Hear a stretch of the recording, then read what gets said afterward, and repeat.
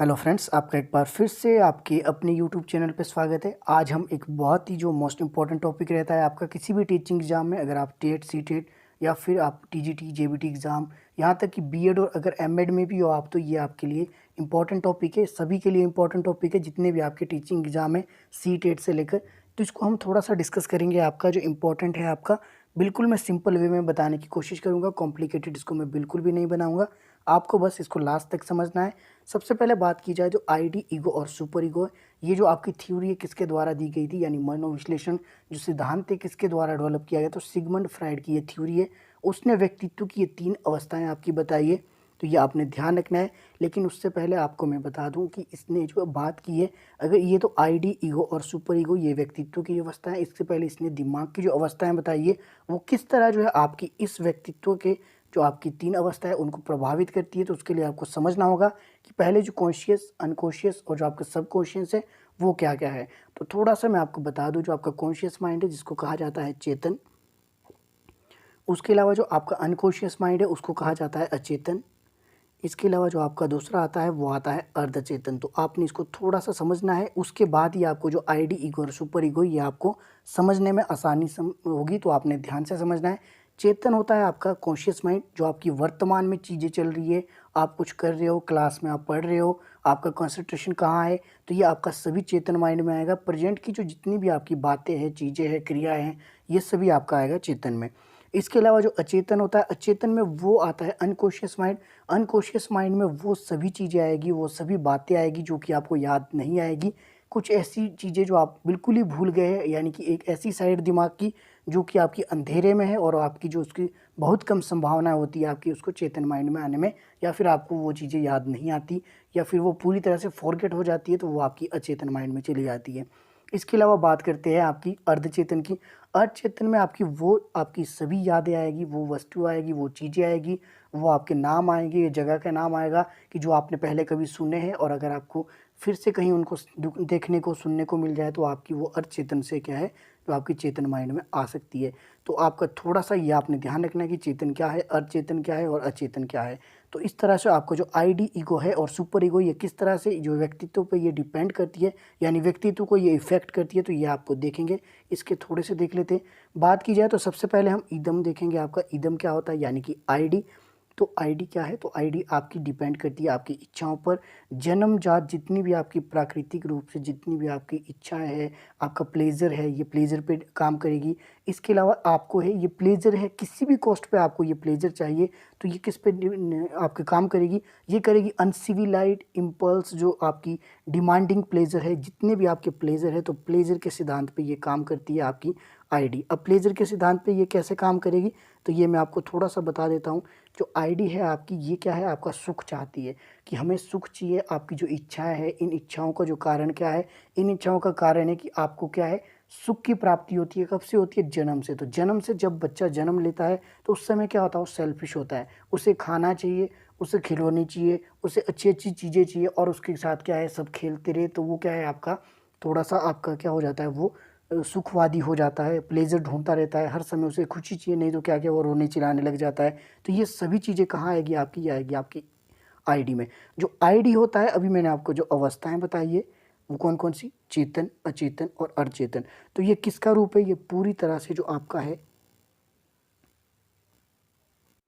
ये आपका unconscious mind का पूरी तरह से डिपेंड करता है। तो आईडी किससे रिलेटेड है, आपकी अनकॉन्शियस से, यानी कि अर्धचेतन से।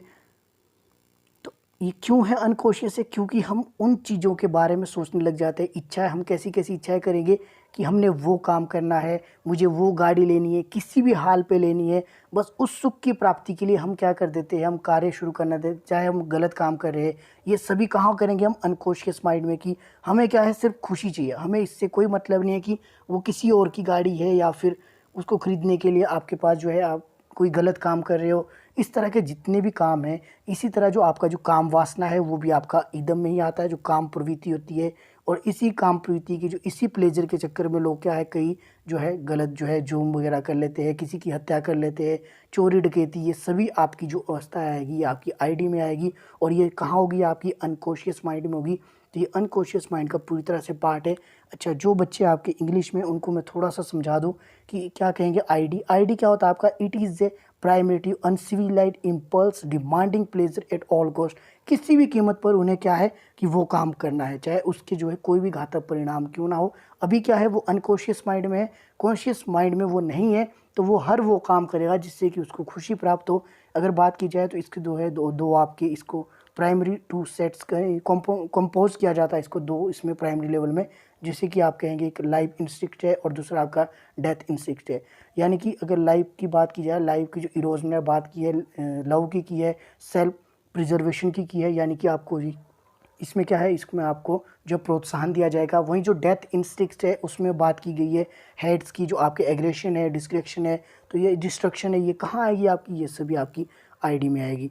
तो इसको मैं ज़्यादा कॉम्प्लिकेटेड आपको नहीं बनाता, बस आप इतना सा ध्यान रखिए, जो आईडी है, आईडी में आपका आएगा वो सभी चीज़ें जो कि आपको किसी भी कीमत पे करनी है। किसके लिए? सिर्फ सुख प्राप्ति के लिए, और ये आपकी अनकॉन्शियस माइंड से रिलेटेड है, तो आपने इतना सा ध्यान रखना है।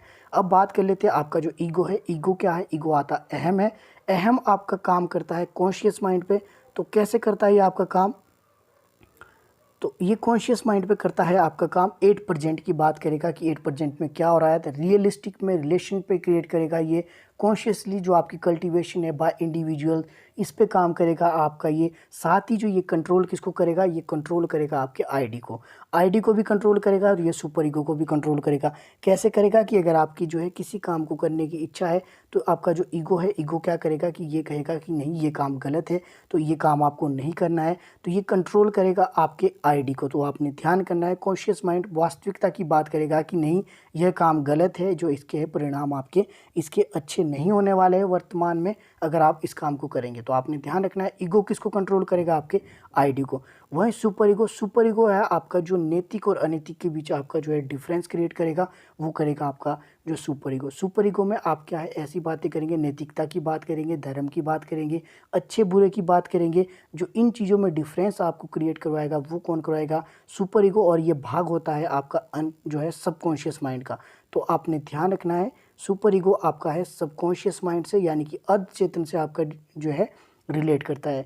तो यहीं जो आपकी ईगो की बात करें, ईगो आपका आईडी और सुपर ईगो के बीच में बैलेंस क्रिएट करता है। कैसे क्रिएट करता है? मान लीजिए कि आपके जो मन में विचार आया कि मुझे क्या है, मुझे बैंक में चोरी करनी है। अब आपकी आईडी है, आईडी क्या बोल रहा है कि मुझे बैंक में चोरी करनी है। क्यों चोरी करनी है? क्योंकि मुझे एक कार खरीदनी है, मान लीजिए आप। अब ईगो इसमें बीच में बोलेगा कि नहीं, हम चोरी नहीं करेंगे, क्योंकि अगर चोरी की तो ये गलत हो जाएगा। उसी तरह सुपर ईगो क्या बोलेगा कि नहीं, चोरी करना गलत बात है। अब ईगो क्या करेगा? ईगो बीच का रास्ता अपनाएगा।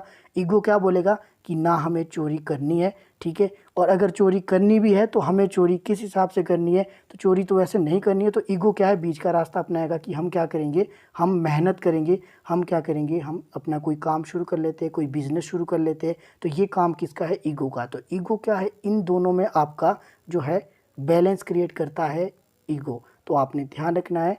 तो ये अनकॉन्शियस माइंड से आपका आएगा, और आपका ईगो आएगा कॉन्शियस माइंड से। वहीं जो आपका सुपर ईगो, ये आएगा आपका सबकॉन्शियस माइंड से। तो ये तीन पार्ट जो है डिवाइड किए गए थे आपके सिगमंड फ्रॉइड थ्योरी के अनुसार, जो आपके चेतन, अचेतन और अर्धचेतन तीनों अवस्थाओं से एक दूसरे से जुड़े हुए। आई होप आपको ये तीनों अवस्थाएं समझ आई हो। मैंने कोशिश तो पूरी की है, बाकी आप वीडियो में पक्का बताइएगा कि आपको ये समझ आया या नहीं आया। बाकी इससे रिलेटेड कोई भी क्वेश्चन हो, आप मुझे कमेंट कर सकते हैं। बाकी एक और ऐसी ही जो है हेल्पफुल वीडियो के साथ आप लोग को फिर मिलूँगा मैं अगली वीडियो में।